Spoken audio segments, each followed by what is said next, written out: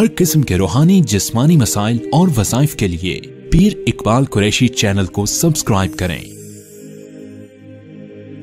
پیر اقبال قریشی۔ ہر مخلوق نبی علیہ الصلوۃ والسلام کو یاد کرتی ہے اور ہر لمحے یاد کرتی ہے۔ انسانوں نے دن متعین کر لیے جو کہ بعد اور بعد کی وجہ سے ہے۔ امام غزالی رحمۃ اللہ علیہ کی کتاب ہے مکاشفۃ القلوب، آپ اس کتاب کو کھولیے، چند صفحوں کے بعد امام غزالی رحمۃ اللہ علیہ ایک واقعہ لاتے ہیں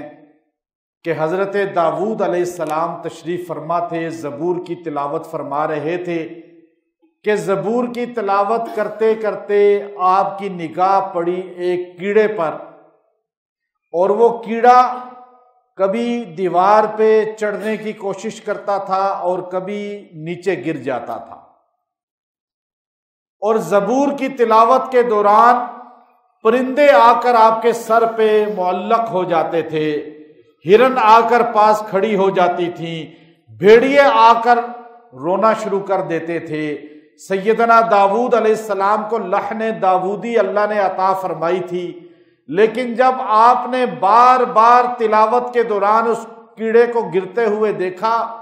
تو آپ نے تلاوت روک کر دل میں خیال لایا، اے اللہ، کیا یہ بھی کیڑا کسی مقصد کے لیے تو نے پیدا کیا ہے؟ گندا کیڑا ہے، نجس ہے، دیکھنے میں بھی اس کے کوئی حسن نہیں، کوئی خوبصورتی نہیں۔ اللہ نے اپنے پیغمبر داؤد خلیفۃ اللہ کو کچھ بتلانے کے لیے، اور حضرت داؤد کو نہیں بلکہ امت محمدیہ کو بتلانے کے لیے، اور دنیا کے خاص طور پہ ان کافروں کو بتلانے کے لیے جو رسول اللہ صلی اللہ علیہ وسلم کے مقام کو نہیں سمجھتے،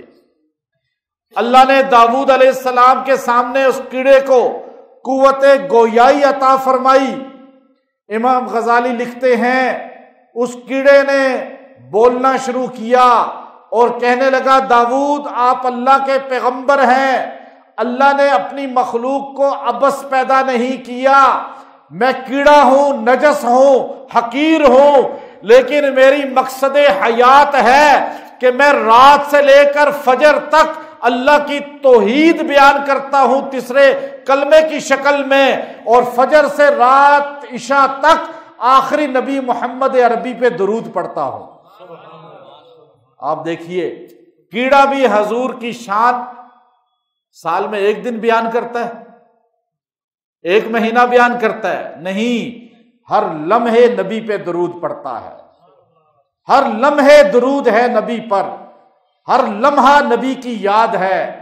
جس نے جس لمحے نبی کو یاد کیا وہ لمحہ نبی کا ذکر میلاد بن گیا۔